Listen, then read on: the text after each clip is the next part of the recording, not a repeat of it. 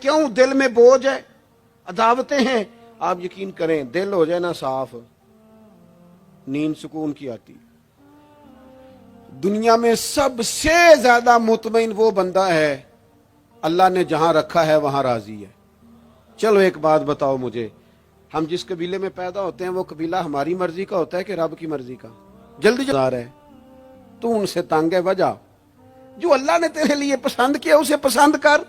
हजरत इब्राहिम इब्ने अदम रहमतुल्लाह अलैह एक दफा मुरीदों के बीच बैठे थे, तो आप फरमाने लगे दुनिया में जो कुछ हो रहा है मेरी मर्जी से हो रहा है।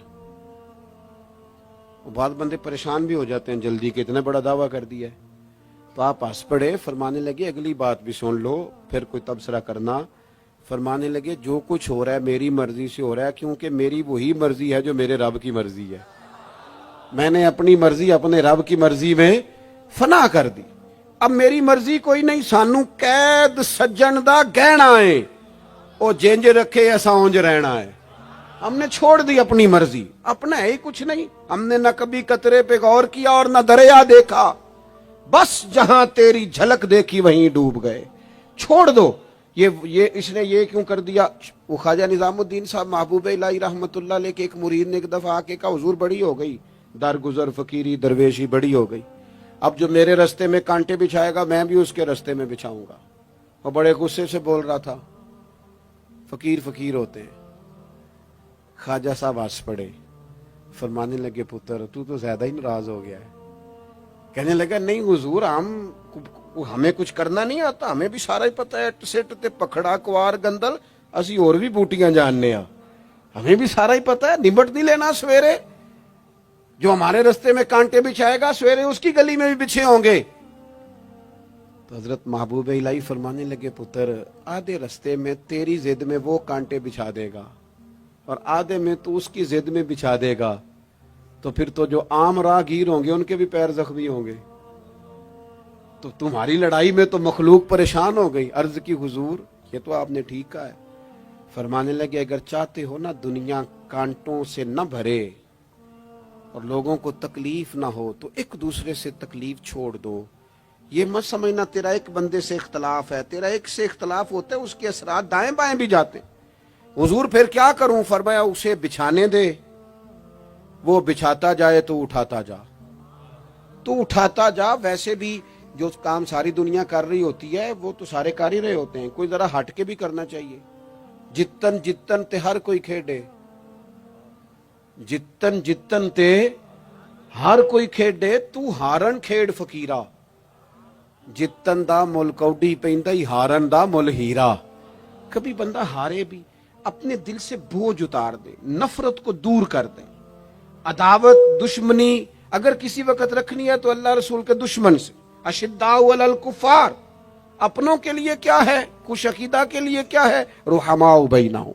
मेरे अजीज, तिरमिजी में हदीस है, अपनी बात को हवाला दे के मजबूत कर दूं। तिरमिजी में हदीस है, नबी पाक अलैहिस्सलातु सलाम ने हजरत अनस बिन मालिक से फरमाया था, ए अनस, ए मेरे बेटे, तुमसे हो सके तो सुबह इस हाल में करना कि तुम्हारे दिल में किसी का बुग़्ज़ ना हो। और अगले लफ्ज हदीस के ये हैं, हुजूर फरमाने लगे ये मेरी सुन्नत है, ये मेरा तरीका है, अपने दिलों को अदावतों से पाक करें।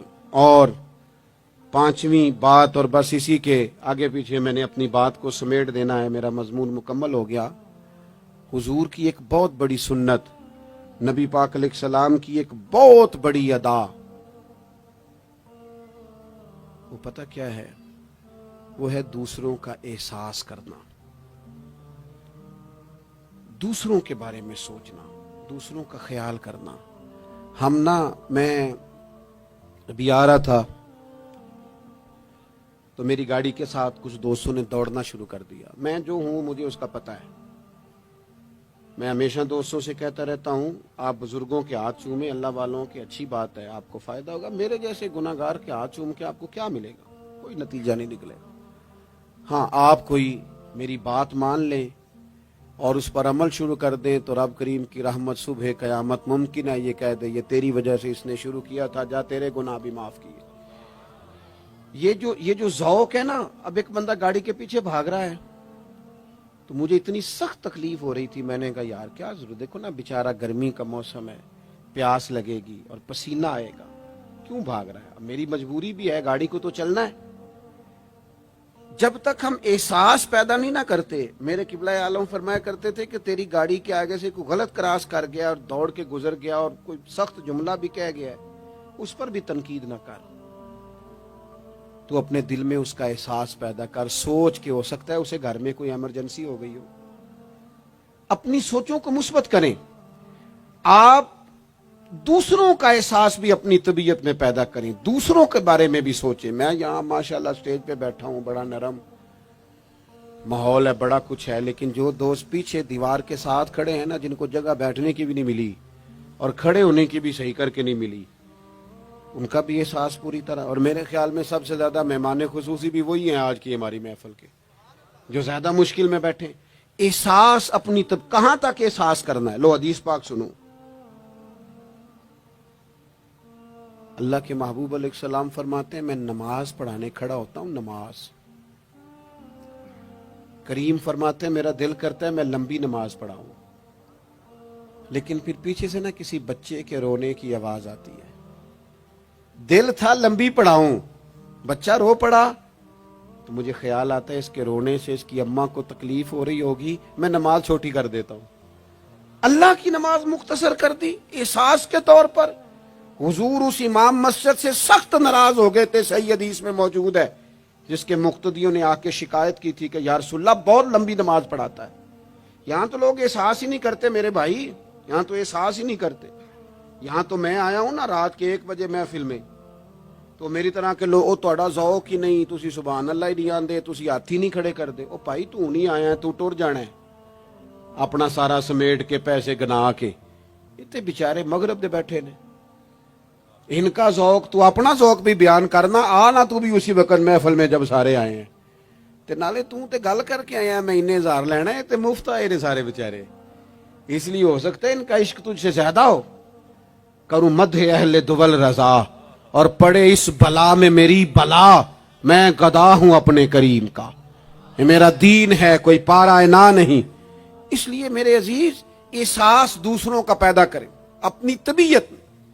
ہم نا احساس نہیں کرتے, خدا را احساس کرو. ٹھیک ہے پریشانیاں ہیں, لیکن میں جوان سے کہوں گا تو نوجوان ہے, باہر تجھے ٹینشنیں ہیں, کاروبار کی مسائل ہیں, پریشانیاں ہیں, لیکن اللہ نے تجھے جوان کیا نا, حوصلہ دیا ہے نا, تو باہر کی ٹینشنیں باہر چھوڑ کے آیا کر. گھر تیرے ابا جی انتظار کر رہے ہیں, ان کے پاس بیٹھ, ان کا دکھ سن, حوصلہ بڑا کر. پھر گھر کے اندر تیری اماں بیٹھی ہے, اس نے تیرے سے بات کرنی ہے, کئی باتیں سنانی ہے. تیرا بیٹا ہے وہ دوڑ کے آیا, ابا ابا کہتے, اور تو کہتا لے جا میری طبیعت نہیں ٹھیک. دنیا میں سب سے مصروف وقت رسول کریم نے گزارا ہے, لیکن حضور تو غلاموں کی بات بھی سنتے, حضور تو گھر والوں کو وقت بھی دیتے. سیدہ عائشہ صدیقہ فرماتی ہیں جب تک گھر میں رہتے گھر کا کوئی کام ہی کرتے رہتے. اور حضور تو نواسوں کو ٹائم دیتے, نماز کے وقت بھی ساتھ لے جاتے. کیوں ہم اپنے آپ سے دوسروں کا احساس نکال بیٹھیں, دوسروں کے بارے میں تھوڑا احساس. آپ تھوڑے دن پہلے نا, کچھ عرصہ پہلے کچھ لوگ آگے میرے پاس کہنے لگے کہ کوئی طالب علم, کوئی عالم مل جائے مدرسے میں سے آپ کے, اور ہم نے نا وہاں اپنے ہاں امامت کے لیے اور جمعہ کے لیے اس کو لے جانا ہے. میں نے کسی طالب علم سے کہا چلے جاؤ. وہ کہنے لگے تنخواہ کتنی دینی ہے؟ میں نے کہا کوئی زیادہ نہیں, جتنا آپ کے گھر کا خرچہ ہے اتنا اس کو بھی دے دیں. وہ پریشان ہو گیا, جی میں تسی نہیں سارے ہو گئے, تو اتنے پیسے دے دیں جتنا ہمارا خرچہ ہے. ہم تو صاحب ہوتے ہیں, اس کو کیسے دے دیں یہ والا خرچہ؟ تو کہنے لگے نہیں جی وہ تو ٹھیک ہے, تسی کوئی 10 چھڑو. اور میں نے کہا میں آپ کو وہ بتا رہا ہوں جو حضرت صدیق اکبر نے بتایا ہے. آپ کی تنخواہ کتنی لگائیں؟ کہا درمیانے مہاجر کا جتنا خرچہ ہے نا اتنا میرا بھی لگا دو. حضور گزارا نہ ہوا, فرمایا میں لوگوں کی تنخواہیں بڑھا دوں گا, جہاں سب کا گزارا ہوگا ابو بکر کا بھی ہو جائے گا. یہ کیا بات ہوئی کہ تیرا گزارا نہیں ہوتا تو مزدور کا کیسے ہوتا ہے, غریب آدمی کا احساس جب تک تجھے دوسروں کا پیدا نہیں ہوتا تو حضور کے اسوہ حسنہ تک نہیں پہنچ سکتا. تو نے نبی پاک کا طریقہ نہیں اپنایا. یہ پتہ ہے हुजूर जो गारों में रोते थे और सारा दिन तबलीग करते थे और ताइफ तशरीफ ले जाते थे और अक्कास की मंडियों में जाते थे, ये एहसास था, ये दर्द था जो मेरे महबूब को ले जाता था। एहसास था, हुजूर चाहते थे रब का कोई बंदा दोजख में ना जाए। अल्लाह के महबूब रात को रोते, दिन को तबलीग करते, गली गली जाते, लोगों को समझाते। कोई एक बार दीन की बात पूछता, 10 बार भी उससे पूछता तो बताते। क्यों? एहसास है। बात खत्म करने लगा हूं। सैयदा तैयबा ताहिरा उम्मुल मोमिनीन सैयदा आयशा सिद्दीका रदी अल्लाह ताला अन्हा फरमाती, एक दिन हुजूर मुझसे फरमाने लगे, करीम फरमाने लगे, आयशा एक बात बताऊं तुम्हें? या रसूल अल्लाह फरमाइए। तो करीम फरमाने लगे, आयशा जब तुम मुझसे राजी होती हो फिर भी मुझे पता चल जाता है, और जब तुम्हारे दिल में कोई बात होती है पता मुझे फिर भी चल जाता है। कहती मैंने जल्दी से अर्ज की, हुजूर मैं और आपसे नाराज। तो फरमाया बताऊं फिर? हुजूर बताइए। फरमाया आयशा कभी कभी कसम उठाती हो? या रसूलल्लाह उठाती हूं। फरमाया जब होती हो ना मुझसे राजी तो कहती हो मुझे मोहम्मद मुस्तफ़ा के रब की कसम, और जब तुम्हारे दिल में कोई बात होती है तो फिर कहती हो हजरत इब्राहीम खलील के रब की कसम। फिर हजरत जनाब आयशा सिद्दीका कहती हैं मैं तुम्हें बता नहीं सकती लोगों मेरे दिल का आलम क्या था ये बात सुन के। या रसूल अल्लाह आप लफ्जों से एहसास का पता कर लेते हैं कोई सोच क्या रहा। यहां तो घर वाले पूरा एहतजाज करें। एहतजाज में एक दफा कहीं खाने के लिए गया था तो मैंने कह दिया खाना बड़ा अच्छा पका है। एक आध और बुजुर्ग से भी मैंने वो बात सुनी थी, फिर वो प्रैक्टिकली मेरे साथ हुआ, मैं खाना बड़ा अच्छा है जी। थोड़ी देर के बाद ना घर के अंदर से रोने की आवाज आने लगी। तो मुनासिब तो नहीं होता किसी के घर के मसले में ऐसी बात पूछना, लेकिन वो जब माहौल ज्यादा ही बढ़ा तो मैंने मेजबान से कहा कि खैर तो है, घर में सब ठीक है? तो कहने लगे आपकी वजह से रो रहे हैं। मैंने कहा कहने लगे आपने बड़ी तारीफ की है ना, खाना बड़ा अच्छा पका है। तो मेरी बीवी है तो अजीजों में से, पर वो घर गरीब है। उसने कहा 14-15 साल हो गए इस घर में खाना पकाते, आज तक नहीं किसी ने कहा अच्छा पका है। मैं गरीब की बेटी हूं, आज वो तारीफ सुनी है तो दिल किसी और तरफ ही चला गया है। इतना भी एहसास नहीं जो सुबह से गर्मी में खड़े। आपको पता है नबी पाक ने कभी खाने में नुक्स नहीं निकाला था। सैयद आयशा कहती हैं पसंद होता तो खा लेते वरना छोड़ देते। कभी ऐब तू तो हंडिया फेंक देता, आ ना गर्मी में तू भी खड़ा हो ना, जहां अम्मा खड़ी है, बीवी खड़ी है, बहनें खड़ी हैं, खड़ा हो ना 10 मिनट तू भी। एहसास ही नहीं, सिर्फ अपना ही पता है। सैयद आयशा सिद्दीक ये हुजूर का उस्वा हसना है। ये तरीके अपनाओ जिंदगी में। 4, 5, 8 चीजों को फकत सुन्नत ना समझो। ये वुसअत है हुजूर के उस्वा नूर में। सैयद आयशा कहने लगी, करीम फरमाने लगे तुम कसम उठाते हजरत इब्राहीम का नाम लेती हो तो मैं समझ जाता हूं। जनाब आयशा कहती हैं बस दिल मचल गया, कैफियत और की और हो गई। मैंने कहा हुजूर फिर मुझे कसम हो मोहम्मद अरबी के रब की, मेरे लबों से आपका नाम ही जाता है, मेरे दिल में आप हर वक्त मौजूद रहते हैं। मेरे अजीज कुछ बातें आपसे मैंने अर्ज की। मैं अपनी गुफ्तगू को भी देखता है जो बड़े मालदार होते हैं, और ऐसे लोगों को भी देखता है जो बेचारे एक वक्त खाते हैं और दूसरे वक्त के लिए परेशान रहते हैं। अपनी जिंदगी में वो सेहतमंद, तवाना, खूबरू लोगों को भी देखता है और बीमार और कमजोर, ज़ईफ और नातवान लोगों को भी देखता है। उसके इर्द गिर्द ऐसे लोग भी होते हैं जो बड़ी खुश व खुर्रम जिंदगी गुजार रहे होते हैं, और ऐसे लोग भी होते हैं जो किसी वजह से परेशान, तकलीफ में, घुटे घुटे से होते हैं। इंसान अपने माहौल से भी सीखता है, मुआशरे से भी सीखता है, और फिर जब वो लोगों के करीब जाता है और अपने घर से उठकर वो लोगों से मुलाकात करता है तो मुख्तलिफ किस्म के मशवरे, मुख्तलिफ किस्म की आरा और मुख्तलिफ किस्म के मुशीर उसे मिलना शुरू हो जाते हैं। इन सारी चीजों के माहौल में इंसान की सोचें पनपती हैं और उसे बालीदगी का मौका मिलता है, वो बाशऊर होने लगता है। फिर वो किसी एक जगह ठहर जाता है। बाज़-औक़ात किसी मालदार की तरफ देखकर पूरी तरह रुक जाता है और सोचता है कि नहीं मैं पैसा ही कमाऊंगा तो फिर ही ठीक है। بعض اوقات کسی مشہور آدمی کو خوش قسمت سمجھ لیتا ہے اور پھر وہ کوشش کرتا ہے کہ جتنے بھی جتن کیے جائیں کسی بھی طریقے سے شہرت حاصل کی جائے. وہ اس طرح کر کے ہماری ملت کے جوان بھی، ہمارے لوگ بھی، پھر میں نے ایسے لوگوں کو بھی دیکھا ہے جو اگرچہ بہت بڑے کسی ادارے سے پڑھے ہوئے تھے اور مالدار تھے اور وزادار تھے، اور انہوں نے یہ دیکھا کہ پاکستان میں آ کر یہاں پہنچ کر مجھے خدمت کا کام کرنا چاہیے. آئے، اچھی نیتوں کے ساتھ آئے ہوں گے، کوئی ان کے پیچھے نیک مقاصد ہی ہوں گے، لیکن جب انہوں نے پاکستانی سیاست کا ماحول دیکھا نا تو پھر نہ ڈگریاں نہ تعلیم کچھ بھی نہیں، وہ جس طرح کا ماحول تھا اسی طرح کے بن گئے، روایتی ہو گئے. کسی نہ کسی کے پیچھے یوں ہی لوگ لگ جاتے ہیں اور طرز زندگی اختیار کرتے ہیں. ہمیں لگنا ہوتا ہے کسی نہ کسی کے پیچھے، ہم پیروی کرتے ہیں لوگوں کی، لوگوں کو دیکھتے ہیں، اس حساب سے ہم اپنے آپ کو مرتب کرتے ہیں. پھر میرے بھائیوں، ایک مسئلہ اور بھی ہوتا ہے. انسانوں میں صرف خوبیاں نہیں ہوتی، عام انسانوں میں بشری کمزوریاں بھی ہوتی ہیں. ہم بعض اوقات کسی کے پیچھے چلتے ہیں تو تعریفوں کے پل باندھتے ہیں، محبتوں اور عقیدتوں کا لمبا چوڑا اظہار کرتے ہیں، پھر تھوڑا سا ٹائم گزرتا ہے اور تھوڑا سا قرب ملتا ہے تو پھر ہمیں اس بندے میں خامیاں نظر آنی شروع ہو جاتی ہیں. کورے ورک کتاب نہیں ہوندے، پتھر دل گلاب نہیں ہوندے، سجنا پہلو ہی سوچ کے لائیں پھر یاراں نال حساب نہیں ہوندے.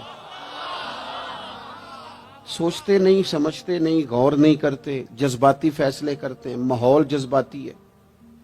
یا آپ دیکھیں نا، میں کسی جگہ پہ پہنچتا ہوں تو رکنا، بیٹھنا، چلنا پھرنا دوست مشکل کر دیتے ہیں. 1 منٹ کے لیے کہیں کیمرہ بند نہیں ہوتا.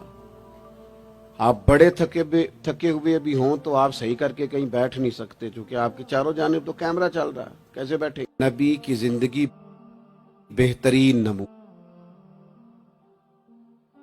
ہے. ایک کامل اسوہ حسنہ تمہیں دیتے ہیں، کامل، مکمل. نبی پاک علیہ الصلوۃ والسلام کا جو وجود اطہر ہے نا، ایسا وجود اس کے اندر اللہ تعالیٰ نے ظاہری اور باطنی، یہ میں کسی جوش سے نہیں بول رہا، میں بڑی ہوش سے بات کر رہا ہوں. آپ سے بھی گزارش کرتا ہوں ہوش سے سننا. یہ بات میں درجنوں اور بیسیوں کتب کا نچوڑ آپ کے سامنے رکھ رہا ہوں. اللہ تعالیٰ نے نبی پاک علیہ الصلوۃ والسلام کے اندر ظاہری باطنی ساری خوبیاں بھر کے اپنے محبوب کو دنیا میں مبعوث فرمایا ہے. نہیں کھلا دیے، وہ جس راہ چل دیے ہیں کوچے بسا دیے. بعض لوگ ناراض نہ ہونا مجھ سے، بعض لوگ ہنستے ہیں، سونا نہیں ہنستے، ہنستے ہیں پر سونا. سیدہ طیبہ طاہرہ حضرت عائشہ صدیقہ فرماتی ہیں حضور مسکراتے تھے لیکن اس مسکرانے میں بھی عجیب وزاداری تھی. ہنستے تھے کھل کھلا کے نہیں ہنستے تھے، اس میں کہا نہیں لگتا تھا، آوازیں نہیں پیدا ہوتی تھی. یعنی سونا ہنس بھی جاتے تھے لیکن اس کے اندر بھی عجیب لطافت تھی. وہ کیسا ہنسنا تھا؟ صحابہ فرماتے ہیں حضور ہنستے، مقدس دانتوں میں سوراخ تھا، زیر لب مسکراتے، اور وہ جو حضور کے مقدس دانتوں میں مقدس سوراخ تھا نا، جب حضور ہنستے اس سے نور نکلتا اور مسجد نبی کی دیواریں بھی روشن ہو جاتی. یعنی ایسا نہیں ہنسنا جس طرح کوئی میری طرح کا آدمی ہنستا ہے تو لوٹ پوٹ ہو جاتا ہے اور اس ہنسنے کے اندر کئی دفعہ وزاداری قائم نہیں رہتی، کئی دفعہ اس کے اندر وہ وقار قائم نہیں رہتا. حضور ہنستے تو تبسم کرتے، یعنی ہنس بھی رہے ہیں تو ہنسنا بھی بڑا ہی باکمال ہے. اور میرے اعلیٰ حضرت تو کہتے ہیں بس وہ ہنس پڑتے تھے، پھر جو عمر بھر کے رو رہے ہوتے تھے نا وہ حضور کا ہنسنا دیکھ کے ہنس پڑتے تھے. گویا نا جہاں جہاں خزاں ہوتی تھی بہار آ جاتی تھی، جہاں جہاں دکھ ہوتے تھے سکھ آ جاتے تھے، جہاں جہاں بھی کوئی کمزوری ہوتی تھی، خدا کہتے ہیں جس کی تسکین سے روتے ہوئے ہنس پڑے اس تبسم کی عادت پہ لاکھوں سلام۔ ایک تو ان کا ہنسنا بڑا باکمال تھا، اور پھر یہ تھا کہ ان کا رونا بھی بڑا باکمال تھا، بڑا باکمال۔ یعنی وہ کبھی رو پڑے اور کبھی کریم کی آنکھوں میں آنسو آ جائیں، اور کبھی ان کے چہرے پر افسردگی آ جائے تو یوں لگتا تھا کہ پھولوں نے کھلنا چھوڑ دیا ہے، کلیاں اپنی جگہ سے ہٹ گئی ہیں، سمندر نے کہا نہیں اب شور نہیں کرنا، یوں لگتا تھا کہ تتلیاں اپنی جگہوں پہ بیٹھ گئیں۔ جب وہ کبھی روتے تھے تو یوں محسوس ہوتا تھا کہ جیسے چاند کہتا ہے کہ نہیں اب میں نے نہیں کھل کے چمکنا، محبوب تو رو پڑے۔ اور کبھی کریم روئے، آنکھوں میں آنسو آئے، تو ان کے رونے میں حسن اتنا تھا، کمال اتنا تھا کہ جبریل امین آئے اور آ کے عرض گزار ہوئے، یا رسول اللہ سارے بھید جاننے والا رب پوچھتا ہے، کریم سے پوچھو نا، محبوب سے پوچھو نا روئے کیوں ہیں؟ یہ رو پڑے ہیں، کیوں روئے ہیں؟ سارے بھید جاننے والے مالک کیوں روئے؟ تو محبوب فرمانے لگے، جبریل امت کا قیامت کا حساب، قیامت کی گرمی، اللہ تعالیٰ کا کرسی عدالت میں اپنی شان کے لائق جلوہ افروز ہونا، امت کی کمزوریاں، سستیاں، غفلتیں، ان کو یاد کر کے رو پڑا ہوں، غم امت نے نڈھال کر دیا ہے۔ حضرت جبریل بارگاہ ایزوی سے پیغام لائے، محبوب کریم صلی اللہ تعالی علیہ وآلہ وسلم نے حضور روئے۔ تو جب جبریل امین یہ پیغام لے کے لوٹتے ہیں تو رب کریم نے کیا فرمایا؟ آپ کی توجہ ہے میری بات پر؟ مالک کریم نے کیا فرمایا؟ وہ آیت نازل ہوئی جس کے بارے میں امام زین العابدین رضی اللہ تعالیٰ عنہ فرماتے ہیں قرآن میں سب سے امید والی آیت یہ ہے۔ روئے حضور اور جناب جبریل پوچھ کر واپس گئے تو رب کریم نے فرمایا جا کے میرے محبوب سے فرما دیں وَلَسَوْفَ يُؤْتِيكَ رَبُّكَ فَتَرْضَىٰ، محبوب رب آپ کو اتنا دے گا کہ آپ اپنے رب سے راضی ہو جائیں گے۔ محبوب آپ کو راضی کریں گے، نہ روئیں، آپ کو راضی کریں گے آپ۔ اور حضور کیا فرماتے ہیں؟ فرمایا جب تک میرا ایک امتی بھی دوزخ میں میں کوئی نہیں راضی ہوتا۔ اللہ کیا جہنم اب بھی نہ سرد ہوگا؟ رو رو کے مصطفیٰ نے دریا بہا دیے۔ حضور کا ہنسنا بھی باکمال، رو دینا بھی باکمال، ان کا کسی بندے سے محبت سے اٹھ کے گلے لگانا بھی باکمال۔ اور کبھی حضور جلال کریں تو محبوب فرمانے لگے میں نے دعا مانگی ہے، اے اللہ اگر میں کسی کو جھڑک دوں تو اتنا ثواب دینا جتنا تو فرض نماز کا ثواب دیتا ہے۔ یہاں یہ بھی ہر زاویے سے، ہر نگاہ سے، میں کیا آپ کو عرض کروں، ہم نے نہ کبھی سیرت بیان کی میری طرح کے لوگوں نے، نہ قوم اس طرح سے سیرت کو پڑھتی ہے۔ سیرت نبوی کا ایک ایک پہلو کبھی کھولا جائے۔ یہ جو زمانے میں بے چینی پائی جاتی ہے نا، بے قراری پائی جاتی ہے، اور ذہنی انتشار ہے، اور فکری الجھاؤ ہے، اور ٹوٹتی بکھرتی سوچیں، یہ ساری ختم ہو جائیں، ایسا ٹھہراؤ نصیب ہو، جینے کا بھی مزہ آئے اور مرنے کا بھی مزہ آئے۔ اگر حضور کی سیرت مقدسہ کو سمجھا جائے تو محبوب کی زندگی ہر طرح سے کامل ہے، مکمل ہے، اکمل ہے۔ آپ کہیں بھی اور جائیں گے، یہ آج کل موٹیویشنل اسپیکرز کا دور ہے، ہمارے بچے جدید پڑھے لکھے وہ کہتے ہیں میں فلاں موٹیویشنل اسپیکر کے پاس جاتا ہوں، جائیں آپ۔ بہت سارے لوگ ایسے انہیں کہیں تو وہ باز نہیں آتے، وہ تجربہ کر کے باز آتے ہیں۔ اور بالخصوص نئی نسل جو ہوتی ہے وہ بزرگوں کے تجربوں سے فائدہ نہیں اٹھاتی، وہ اپنے الگ سے تجربے کرنا چاہتی، اس کا بھی بڑا خطرناک نتیجہ برآمد ہوتا ہے۔ تو کوئی بندہ بھی جو آپ کو موٹیویٹ کرتا ہے نا کتاب و سنت کے بغیر، کوئی بھی آپ کو موٹیویٹ کر رہا ہے، وہ کیا کچھ کہہ رہا ہے، کیا کر رہا ہے، وہ کبھی بھی آپ کو تعلیم صحیح نہیں دے سکتا۔ کیوں؟ اس لیے کہ جو تعلیم وحی الہی کے بغیر ہوتی ہے وہ ناقص ہوتی ہے۔ انبیاء کی تعلیم وحی الہی کے ساتھ، لہذا اگر کوئی آدمی آپ کو موٹیویٹ کرتا ہے کتاب و سنت کے ساتھ، وہ آپ کو درست سمت لے کے جائے گا، ورنہ تو ہر آدمی آپ کو الجھا دے گا۔ میرے بھائی، نبی پاک کا اسوہ حسنہ، ہمارے ہاں لوگوں نے سنت شریعت سمجھ کس کو لیا ہے؟ ہمارے ہاں لوگوں نے سنت شریعت سمجھا ہے صرف پگڑی باندھ لی، بہت عظیم سنت ہے امامہ باندھنا۔ بعض لوگوں کا خیال ہے صرف داڑھی رکھنا، داڑھی بہت عظیم سنت، بہت عظیم سنت، انبیاء کرام کی پسند ہے۔ اور آپ کو پتہ ہے اللہ تعالیٰ نے عورتوں کو داڑھی دی ہی نہیں، یہ مرد کا زیور ہے۔ ہاں یہ مردانہ کام ہے، داڑھی مرد کا زیور ہے۔ اور پھر یہ آپ کے جسم کا حصہ ہے، داڑھی کا وزن کوئی نہیں ہوتا۔ پوچھ لیں جنہوں نے بڑی رکھی ہے، بے شک ان سے بھی پوچھ لیں، یہ وجود کا حصہ ہے، اس کا کوئی وزن، کوئی پریشانی۔ اور ایک اور بات نوجوانوں آپ سے کہہ دوں چلتے چلتے، بغیر داڑھی کے آپ سونے لگ رہے ہوں تو لوگ کہیں گے پیارے لگ رہے ہو، اچھے لگ رہے ہو، خوبصورت لگ رہے ہو۔ اور داڑھی کے ساتھ اگر کسی کو پیارے لگو نا تو جو تعریف کرے گا وہ تو تعریف ہی بڑی روحانی قسم کی ہے، وجدانی۔ یعنی آپ داڑھی کے ساتھ اچھے لگیں تو لوگ کہتے ہیں کتنا نورانی چہرہ ہے۔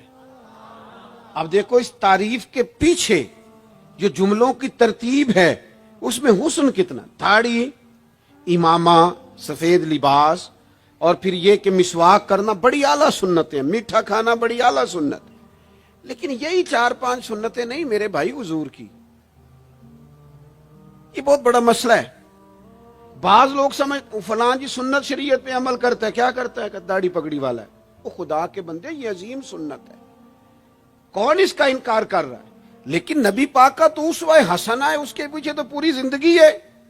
ادھر دیکھو میری، اچھا پھر ایک اور بات، بعض لوگ سمجھتے ہیں میٹھا بولنا صرف سنت ہے اور اخلاق کی علامت ہے، صرف میٹھا بولنا۔ آپ نے ناراض نہیں ہونا، میٹھا تو بعض بندے اپنے مطلب کے لیے بھی بولتے ہیں، وہ کام نکلوانے کے لیے بڑا میٹھا میٹھا بول رہے ہوتے ہیں۔ اور سنو میرے بھائی، صرف میٹھا بولنا ہی سنت نہیں، ہمیشہ سچ بولنا سنت ہے۔